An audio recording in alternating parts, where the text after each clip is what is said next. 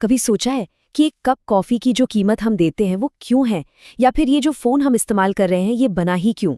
इन सब सवालों के जवाब पता है कहाँ हैं? माइक्रो इकोनॉमिक्स में। ये वो अदृश्य नियम है जो हमारे रोज के फैसलों को एक शक्ल देते हैं। तो चलिए आज इन नियमों की परतें खोलते हैं। हमारा ये सफ़र 4 मेन स्टॉप्स पर रुकेगा। सबसे पहले हम उस बुनियादी समस्या को समझेंगे जो हर इकोनॉमिक फैसले की जड़ है। फिर हम उस कमाल के सिस्टम को देखेंगे जो इस समस्या को सुलझाने के लिए बना है। हम कंपनियों के दिमाग में भी झांकेंगे। और आखिर में हम ये भी जानेंगे कि कभी-कभी ये सिस्टम पटरी से क्यों उतर जाता है। हर चीज़ की शुरुआत यहीं से होती है। पूरी की पूरी इकोनॉमिक्स एक बहुत ही सीधी-साधी लेकिन गहरी सच्चाई पर टिकी है। एक ऐसी सच्चाई जिसका सामना हम सब हर दिन करते हैं, भले ही हमें इसका एहसास हो या न हो। ये कहावत तो सुनी ही होगी, मुफ्त का खाना जैसी कोई चीज नहीं होती। ये सिर्फ एक कहावत नहीं है, ये इकोनॉमिक्स का एक फंडामेंटल लॉ है। और ये सब एक ही पावरफुल आइडिया पर आकर टिकता है, कमी या स्कैरसिटी। यही इकोनॉमिक्स का दिल है, एक बुनियादी कश्मकश। हम चाहते तो सब कुछ है, लेकिन हमारे पास वो सब कुछ बनाने के लिए ज़रूरी सामान, वक्त या एनर्जी, ये सब लिमिटेड है। जरा इन दो ताकतों के बारे में सोचिए। एक तरफ है हमारी इच्छाएं, जिनकी कोई सीमा ही नहीं है, और दूसरी तरफ है हमारे संसाधन, चाहे वो पैसा हो, वक्त हो या कुदरती संसाधन हो, जो यकीनन लिमिटेड हैं। यही वो तनाव है जो हमें चुनाव करने पर मजबूर करता है। तो मुद्दे की बात यह है, किसी भी चीज की असली कीमत रुपए पैसे में नहीं होती। असली कीमत वो है जो उसे पाने के लिए हमने छोड़ दिया। अगर कोई 1 घंटा वीडियो देखने में लगाता है, तो उसकी अवसर लागत या अपॉर्चुनिटी कॉस्ट वो 1 घंटा है जो वो पढ़ाई या काम में लगा सकता था। तो फिर समाज इस कमी की समस्या से निपटता कैसे है? इसका मेन जरिया है बाजार।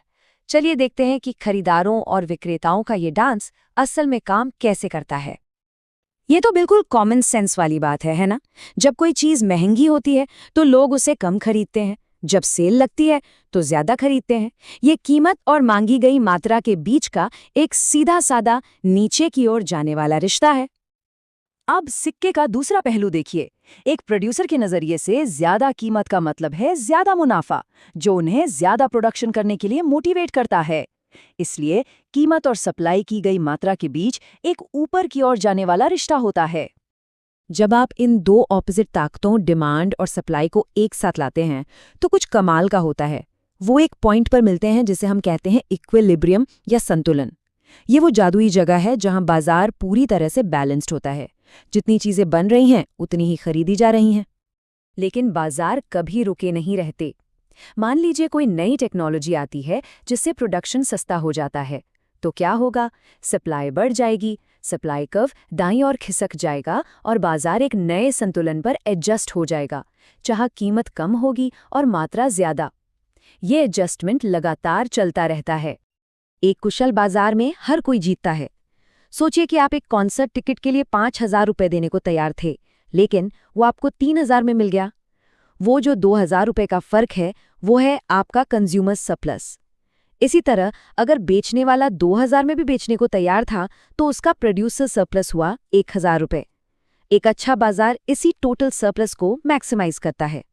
चलिए अब अपना फोकस बदलते हैं और देखते हैं कि बाजार के अंदर जो कंपनियां काम कर रही हैं, वो अपने फैसले कैसे लेती हैं, उनकी रणनीति क्या होती है। अगर माइक्रो इकोनॉमिक्स से सिर्फ एक चीज याद रखनी हो तो वो ये होनी चाहिए, ये वो गोल्डन रूल है जो हर उस फर्म के फैसले को गाइड करता है जो मुनाफा कमाना चाहती है। इसका सीधा सा मतलब है, तब तक प्रोडक्शन करते रहो जब तक एक और यूनिट बनाने से मिलने वाला एक्स्ट्रा पैसा उस यूनिट को बनाने में लगने वाले एक्स्ट्रा खर्च के बराबर ना हो जाए। और इस नियम की खूबसूरती इसकी यूनिवर्सैलिटी में है। इससे कोई फर्क नहीं पड़ता कि फर्म हजारों कंपीटिटर्स के बीच एक छोटी मछली है या अपने मैदान की अकेली खिलाड़ी है। मुनाफा कमाने का लॉजिक सेम रहता है, MR=MC पर उत्पादन करो। यहाँ दो एक्सट्रीम केसेस हैं। एक, कंपेटिटिव मार्केट में कोई भी अकेली फर्म इतनी बड़ी नहीं होती कि कीमत पर असर डाल सके, वो बस बाजार की तय की हुई कीमत को मान लेती हैं। दूसरी तरफ एक मोनोपोली है जो पूरे बाजार को कंट्रोल करती है और अपनी कीमत खुद तय कर सकती है। जब एक मोनोपोली कंट्रोल में होती है तो इसका समाज पर असली असर पड़ता है।